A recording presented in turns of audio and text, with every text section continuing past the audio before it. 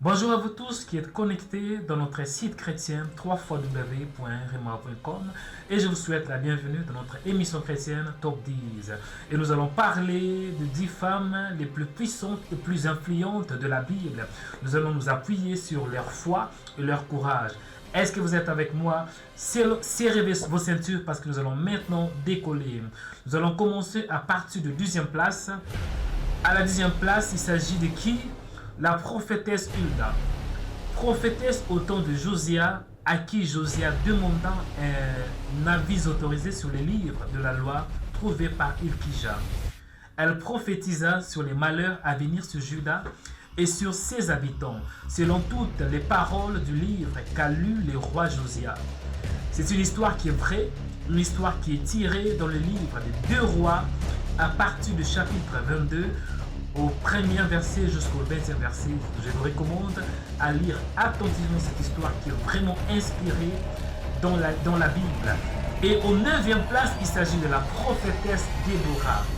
Déborah, femme de Lapido, rendue la justice, arbitra entre les clans, transmit l'ordre de Yahweh et se conduisit ensuite en parfaite femme de guerre. Elle était juge pendant 40 ans en Israël, c'est-à-dire chef politique et prophétesse en même temps. Waouh! Elle dirigeait déjà Israël avant d'emmener ses troupes à la victoire éclatante avec Barak qui refusa d'assumer la direction. La prophétesse Déborah. Et maintenant au 8e place, il s'agit de qui? Esther, la reine de Perse. Wow! Esther, la reine de Perse, héroïne du livre d'Esther, fille d'Abikaïl, cousine et fille adoptive de Mardoché de la tribu de Benjamin, faite reine par les rois Assuérus pour remplacer la reine Vachi. L'histoire est tirée dans le livre d'Esther, chapitre 2, 1 à 23. Une histoire qui est vraie. Je vous demande vraiment de lire attentivement cette histoire qui est vraiment vraie. Et nous allons maintenant aller au 7e place. Il s'agit de qui? La veuve de Sarepta. La veuve de Sarepta était une femme exemplaire de la région de Sidon. Elle nourrit les prophètes Élie par l'ordre de Dieu pendant qu'il y avait la famine et obtint plus tard la résurrection de son fils. De façon similaire, la femme riche de Sunem fournit à Élisée le guide et le couvert et obtint aussi que son fils revint à la vie. Une histoire vraie qui est tirée de 1 roi du 7, 8 à 24. Je vous demande de lire attentivement cette histoire. Je crois que vous serez bénis et vous serez inspirés dans la parole de Dieu. Et maintenant, nous allons aller au 6e place. Au 6e place, il s'agit de qui? Il s'agit de Ruth la Moabite. Ruth la Moabite, une femme moabite du temps de juge qui avait épousé l'Israélite Machlon venu en Moab.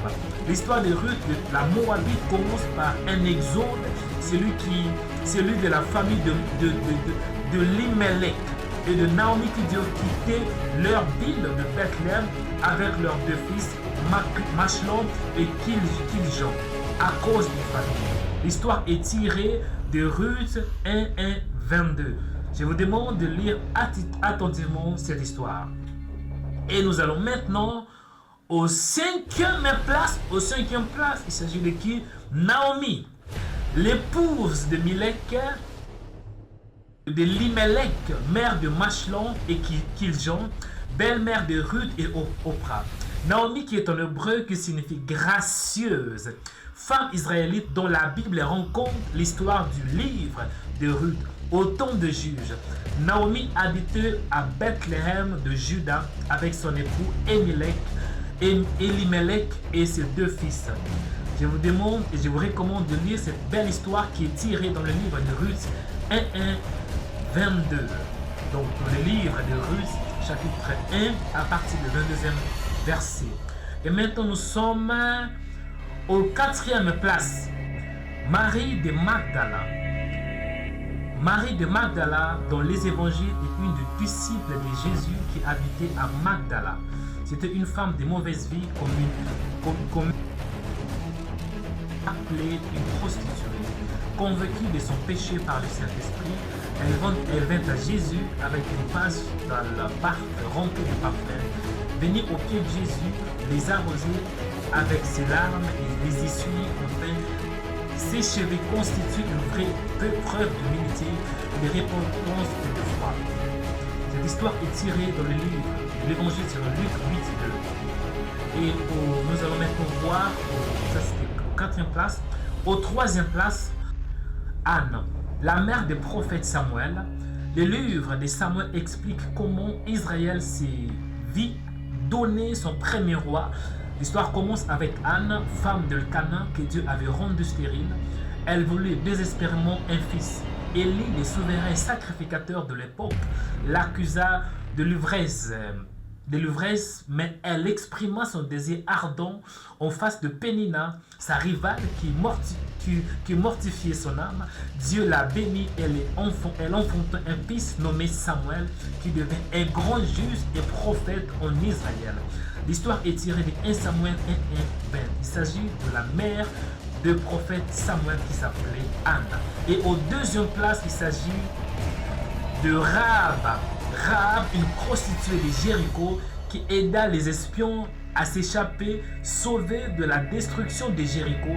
Elle épousa Salmon, un ancêtre de David et de Christ, signalé par sa foi dans les livres de Jacques. Dieu changea la moralité de Rahab malgré ses multiples prostitutions. Elle devint un modèle de la foi jusqu'à reconnut le pouvoir de Dieu. Cette histoire est tirée de Hébreux dans le livre de Hébreux 11:31. Il s'agit de Rahab. Je vous recommande de lire cette histoire attentivement. Et maintenant, nous sommes aux premières places. Aux premières places, il s'agit de qui? Et voilà, Marie, la mère de Jésus. Marie, la mère de Jésus, était une femme décrite par Dieu comme ayant reçu une faveur immense. Selon la Bible, dans le livre de Luc 1:28, l'expression faveur immense est tirée d'un seul mot grec signifiant essentiellement beaucoup de grâce.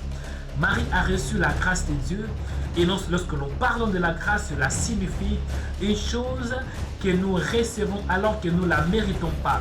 Marie avait besoin de la grâce de Dieu tout comme vous et moi. Marie avait vraiment reçu cette grâce de la part de Dieu.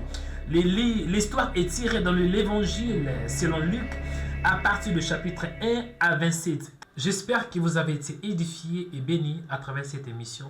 Ne manquez pas de laisser votre commentaire. Que Dieu vous bénisse abondamment et à la prochaine. Bye bye.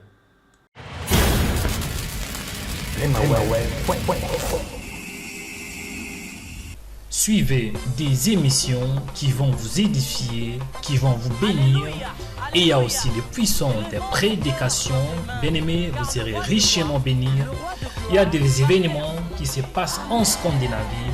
Chaque semaine, bien-aimés, il y a des publications que nous allons publier à travers des émissions, des actualités qui se passent dans tous les 4 coins du monde. Abonnez-vous sur notre compte YouTube aujourd'hui, Rema Web. Connectez-vous sur YouTube et puis cherchez Rema Web. Bien aimé, il y aura les logos de Rema qui vont apparaître. Et puis à la suite, cliquez sur s'abonner pour avoir accès à plusieurs vidéos puissantes, à plusieurs vidéos qui vont vous édifier. Abonnez-vous aujourd'hui sur notre compte YouTube Rema Web. Rema Web.